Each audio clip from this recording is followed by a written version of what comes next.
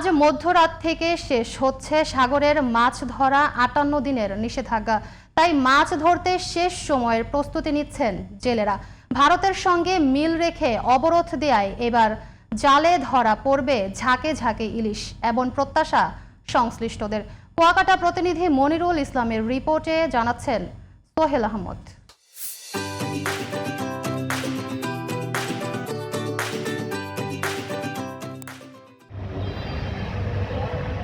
গত 15 এপ্রিল থেকে সাগরে মাছ ধরার উপর নিষেধাজ্ঞা আরোপ করে সরকার।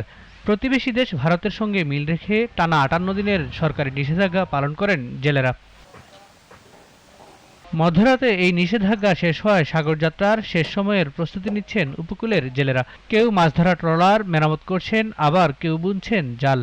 ট্রলারে নিত্য প্রয়োজনীয় সামগ্রী সহ মাছ ধরার সরঞ্জাম তোলায় ব্যস্ত সময় পার করছেন অনেকে। বোট উড়েছি ডগে কাজ চলতেছে, এরপর আমাদের আশা করি অবরোধ শেষ হওয়ার সাথে সাথেই আমরা এই বোট নামিয়ে সাগর যাইতে পারবে।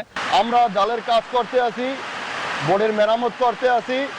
আশা করি অবরোধ শেষে আমরা সাগরে যাব ইনশাআল্লাহ। 2 মাসে তো আমাদের কাবার দিলে আমরা কিস্তির সুদের মনে আবার হলো টাকা লই জন্য সাবার টাবার গুলাইতে আছি। ইনশাআল্লাহ আশা করি মাছ হবে, আমরা পর্যাপ্ত পরিমাণ মাছ পাবো।